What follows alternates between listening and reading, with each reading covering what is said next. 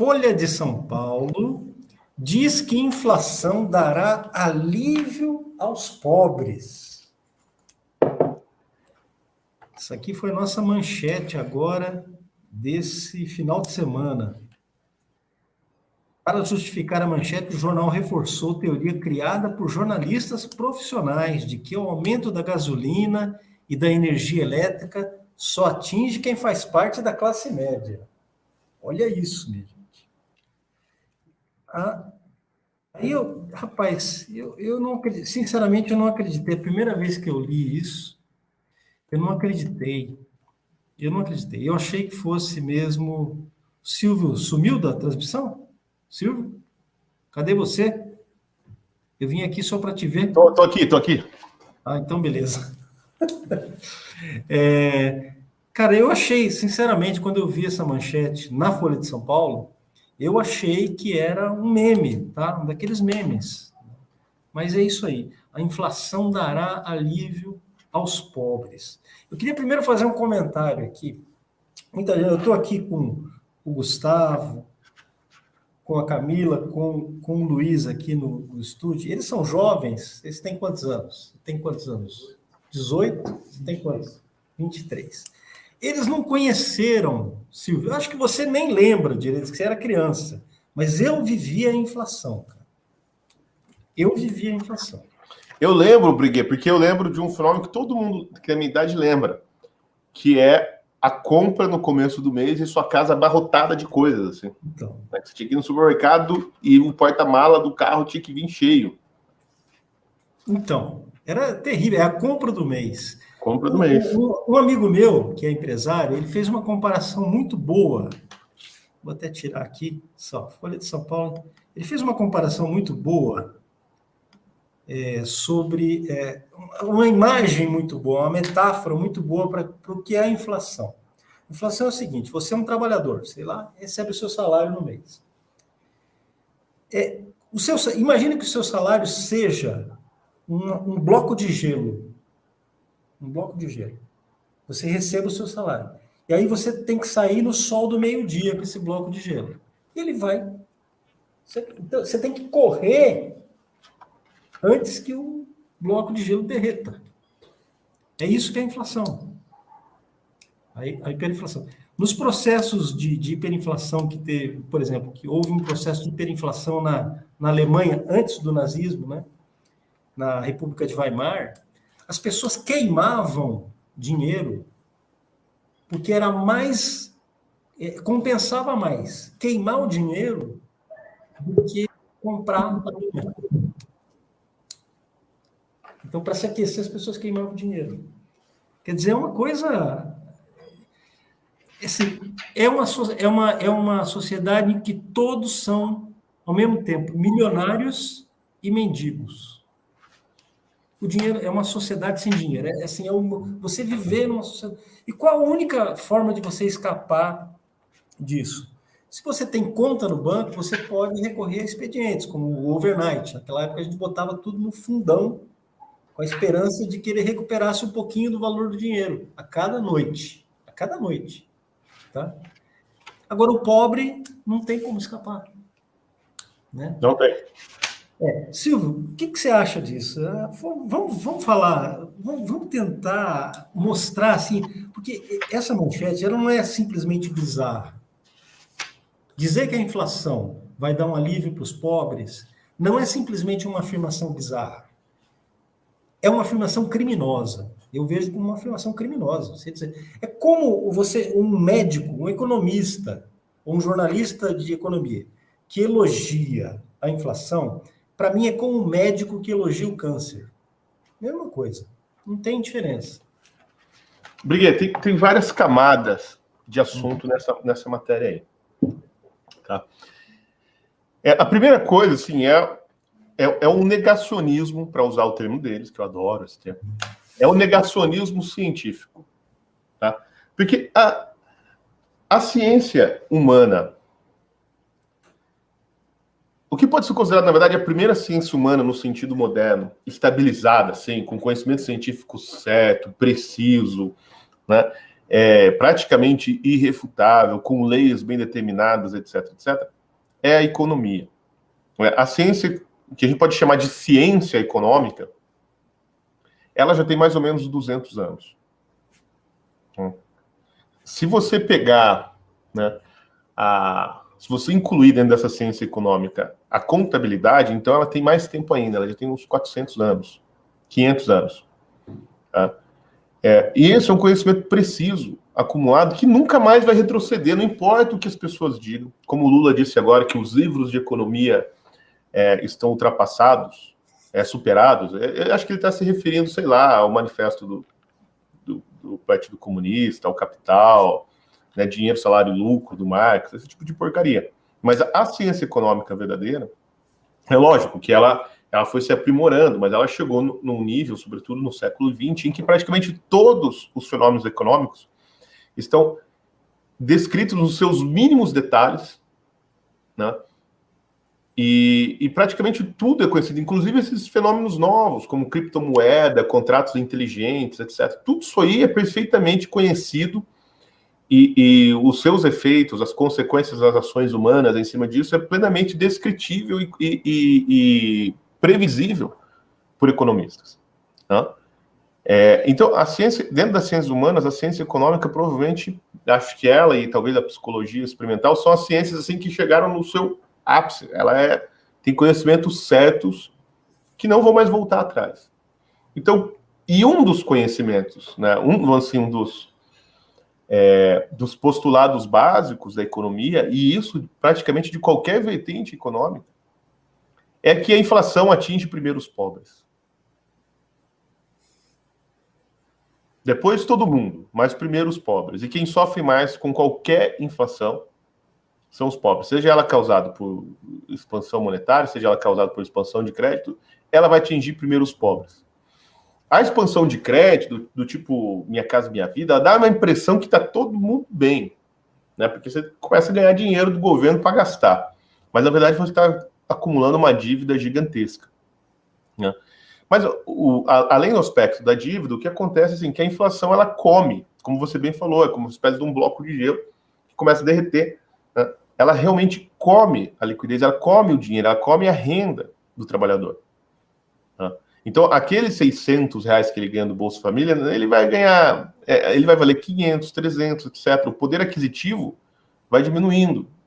E esses benefícios sociais, que amenizam o impacto de políticas monetárias desastradas sobre o pobre, não são corrigidos no mesmo ritmo da inflação, da desvalorização monetária. Então, é óbvio que o pobre sofre mais. Por que, Briguinha? Se antes o que você comprava, se antes, sei lá, você um sujeito que vive de Bolsa Família, né, que ganha de R$600, uma família ali, ela gastava desses R$600, vamos dizer que gastava R$200, ou seja, 33%, é isso? Com cesta básica, certo? Com alimentação. R$200. Com o processo inflacionário, um ano depois, essa cesta básica está R$300. Certo? Então, ela foi de 33% para 50% da renda. Representa R$100. Tá? Então, o custo dela, que era 33%, agora é 50% da renda. Um cara que ganha R$10.000 e ele gasta os mesmos R$200, R$300 R$200 na cesta básica, vamos dizer que ele gaste 400, porque ele ganha 10 mil, ele é rico, ele pode comprar mais coisas. Certo? A cesta básica dele, né, se for R$500, que seja, representa muito menos da renda do cara. E quando ela aumenta, quando ela vai, sei lá, para R$1.000 para o cara continuar fazendo churrasco, ela representa só 10% da sua renda. Então, é óbvio. Então, para o rico, mesmo sendo um aumento significativo do gasto que ele tem com cesta básica, né, ele tem meios de se defender muito maiores, porque só 10% da renda dele está comprometida, nesse exemplo, né, hipotético que eu estou dando. Agora, o cara que 50% da renda dele está comprometida, ele está no bico, porque 1/3 do salário dele provavelmente vai para pagar aluguel e conta de água, luz, etc.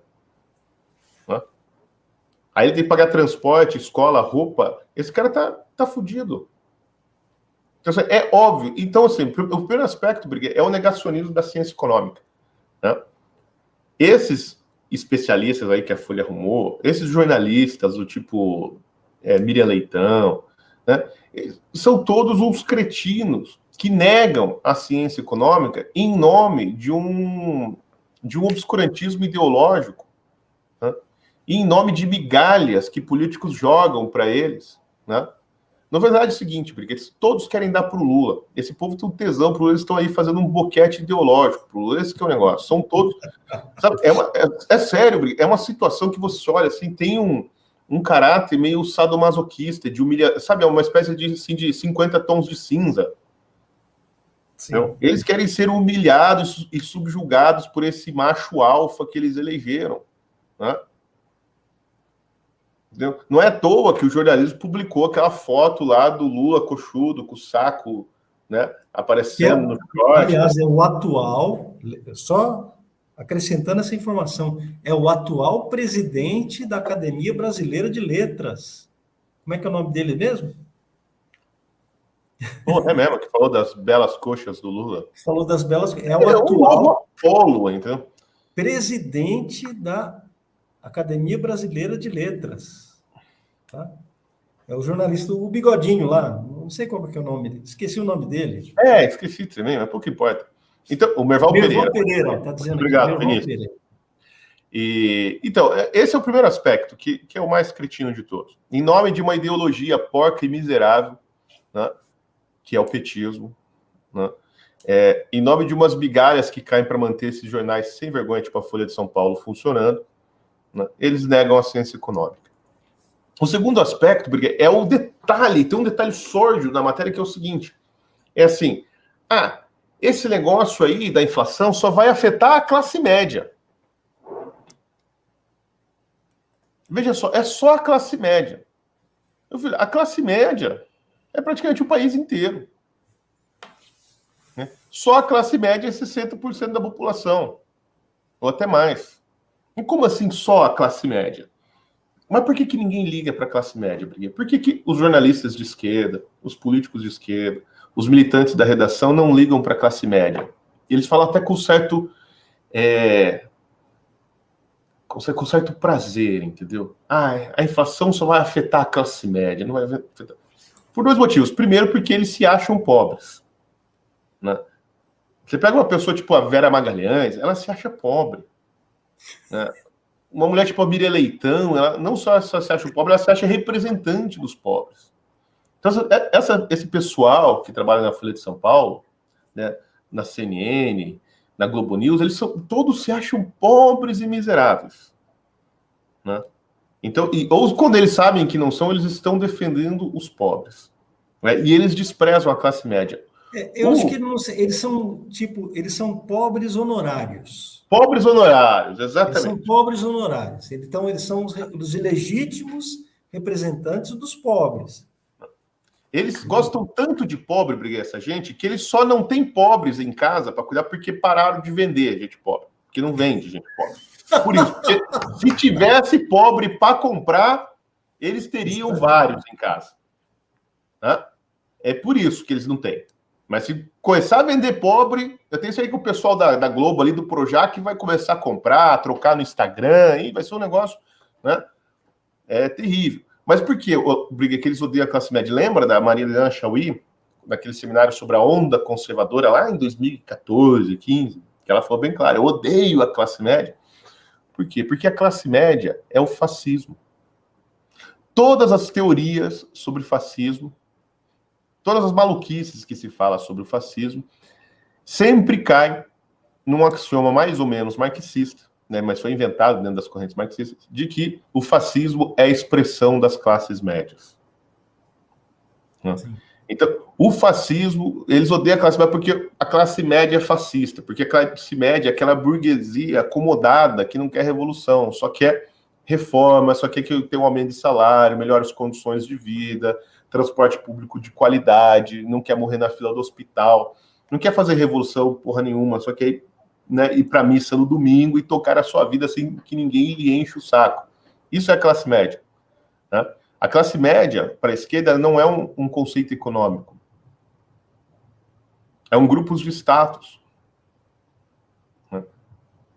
É quase um movimento político próprio. E aí, o que acontece? Então, eles têm que odiar a classe média, por quê? Porque foi a classe média que elegeu o Bolsonaro. E o governo do Bolsonaro era, obviamente, um governo de classe média. Veja, teve uma transformação do PT, não sei se você concorda comigo, mas eu pelo menos leio assim. E eu acho que aquele cara que escreveu o livro da história do PT, acho que chama Lincoln Seco, também põe nesses termos. Ele fala o seguinte: o PT nasceu como partido da classe trabalhadora, partido de proletários, que falava em nome dos proletários, partido dos trabalhadores. Depois, com a primeira eleição do Lula, né, o PT se metamorfoseou, se transformou no partido dos pobres. E aí o PT virou o partido dos pobres. Então não era mais os trabalhadores, era o partido dos pobres, que ia tirar o povo da miséria, etc, etc. Então ampliou. E depois, o segundo mandato do Lula, e já com o primeiro mandato da Dilma, o PT se transformou no partido do povo. Aí assumiu caras mesmo populistas e getulistas e se transformou no partido do povo, que falava em nome do povo. Tá? Mas ele nunca foi o partido da classe média. Ele sempre desprezou a classe média. Por quê? Porque a classe média é conservadora. Na cabeça deles, a classe média é fascista. Porque a classe média é cristã, a classe média trabalha, a classe média não tem tempo para ficar de política, a classe média gosta de ver bobagem na televisão. Por isso. E quando você lê essa matéria da Folha, desculpa, eu sei que estou me alongando, não, você percebe no tom da matéria que é isso. O fato que eles queriam noticiar é o seguinte: a classe média vai se ferrar, bem feito para vocês que elegeram aquele fascista do Bolsonaro. É isso que essa matéria está dizendo. E os pobres vão se fuder também, vão pôr no cu dos pobres. A gente não liga para o bem-estar do pobre, assim, a gente não se preocupa tanto com os pobres como a gente se preocupa com a vingança contra a classe média que tirou a gente do poder.